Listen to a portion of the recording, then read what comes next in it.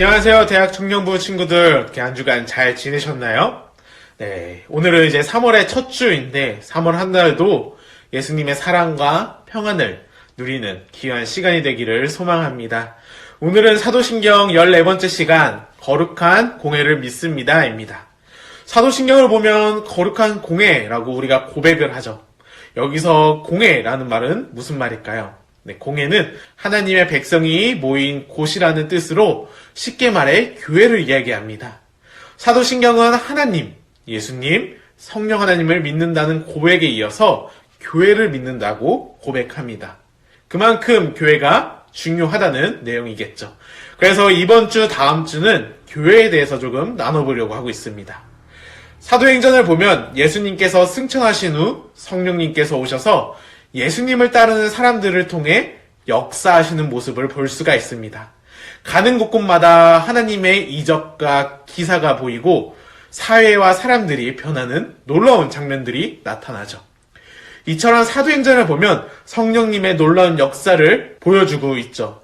하지만 여기서 우리가 놓칠 수 있는 부분이 있는데 사도행전의 기록은 교회의 역사라는 겁니다. 오순절 성령 강림의 결과는 많은 사람들이 방언을 하고 예수님을 믿는 사람들이 많아지는 것이 아니라 이 땅에 교회 공동체가 세워졌다라는 것입니다.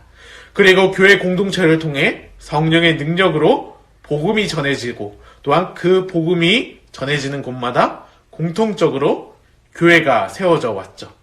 사도 바울의 경우도 그가 들렸던 곳마다 교회를 세운 모습을 볼 수가 있습니다. 사도 바울이나 초대교회 모든 사도들은 교회가 세워지는 일의 중요성을 너무나 잘 알고 있었던 거죠. 왜냐하면 교회를 통해 하나님 나라가 확장되는 것, 이것이 하나님의 계획이었기 때문이죠. 교회의 원어를 보면은 헬라어로 에클레시아라고 이야기를 해요. 이 뜻은 불러내다, 뽑아내다 라는 의미로 하나님께서 세상에서 불러 따로 세운 사람들, 죄와 사망의 자리에서 뽑아내 하나님께로 나오게 한 사람들을 뜻하게 되는 거죠. 교회는 우리가 흔히 생각하는 그 건물을 이야기하는 것이 아니라 하나님께서 허물과 죄로 죽었던 곳으로부터 우리를 구원하시어 하나님의 백성들이 모여 있는 그 사람들을 가리켜 교회라고 이야기를 합니다. 즉 우리가 교회인 거죠. 그래서 우리가 거룩한 교회를 믿습니다라고 신앙 고백을 할 때에는 우리는 교회가 하나님이 디자인하신 하나님의 계획이라는 것을 인정하고 믿는다는 것입니다. 그리고 하나님이 디자인하신 그 교회 안에 내가 한 지체로서 서 있다는 것과 또 교회 지체로서 내가 감당해야 할 책임이 있다는 것을 인정하고 믿는다는 의미입니다. 이런 의미에서 교회의 특징이 있는데 우리 고린도전서 1장 2절 말씀을 함께 읽어볼까요? 네, 고린도전서 1장 2절의 말씀 함께 읽겠습니다. 고린도에 있는 하나님의 교회 곧 그리스도 예수 안에서 거룩하여지고 성도라 부르심을 받은 자들과 또 각 처에서 우리 주 곧 그들과 우리의 주 되신 예수 그리스도의 이름을 부르는 모든 자들에게 아멘. 우리가 고백하는 사도신경에서는 특별히 거룩한 교회를 강조하고 있습니다. 거룩이란 우리가 잘 알고 있듯이 구별되었다라는 뜻이죠. 하나님께서 자신의 백성으로 구별하신 것이 교회이죠. 그런데 구별받은 것에서 끝나는 것이 아니라 계속 거룩해져야 하는 공동체로 우리를 부르셨다라는 거죠. 함께 읽었던 그 말씀을 보면 고린도에 있는 하나님의 교회 곧 그리스도 예수 안에서 거룩하여지고 성도라 부르심을 받은 자들에게 라고 말을 하고 있죠. 교회란 예수님 안에서 거룩하여진 백성을 이야기하는데 교회는 동시에 거룩한 백성이 되기 위해 계속 거룩을 추구해야 하는 사람들이라는 거죠. 골로새서 1장 12절에서 13절 말씀을 보면 우리로 하여금 빛 가운데서 성도와 기업의 부분을 얻기에 합당하게 하신 아버지께 감사하기를 원하노라. 그가 우리를 흑암의 권세에서 건져내사 그의 사랑의 아들의 나라로 옮기셨느니라 라고 말씀을 하고 있습니다. 이 말씀을 보면 하나님께서는 우리의 자리를 옮기셨다라고 말씀을 하죠. 하나님께서 우리를 구원하셨을 때 단순히 죄를 씻어준 것이 아니라 흑암의 권세 아래서 건져내어 하나님의 아들 예수 그리스도의 나라로 자리를 옮겨주셨습니다. 이것이 하나님이 우리를 거룩한 자로 구별하여 세우셨다라는 것이죠.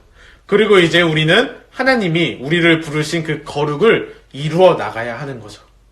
하나님이 우리의 위치를 옮겨주셨지만 우리에게는 옛 습관을 따르는 옛 사람의 모습이 여전히 남아있기 때문에 옛 사람을 벗어버리고 하나님의 거룩하신 새로운 옷을 입고 나아가야 된다라는 거죠.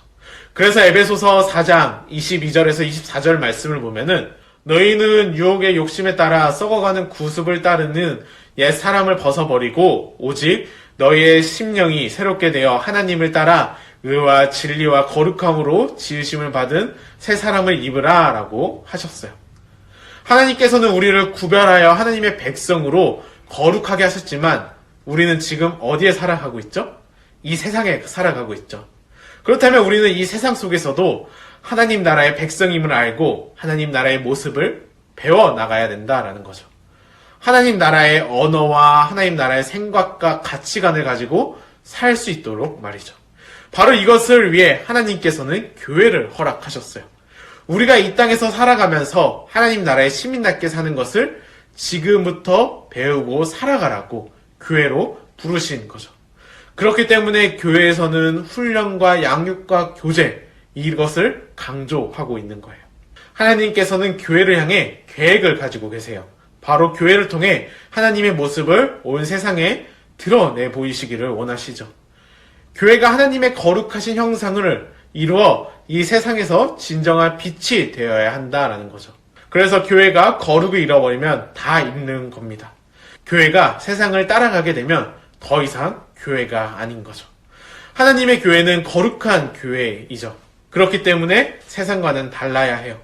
생각이 달라야 하고 언어가 달라야 하고 문화가 달라야 하죠. 왜냐하면 에베소서의 말씀처럼 우리는 그리스도 안에서 함께 성전으로 지어져 가도록 부르심을 받았기 때문이죠. 우리는 늘 그래서 이것을 잊지 않고 기억했으면 좋겠어요.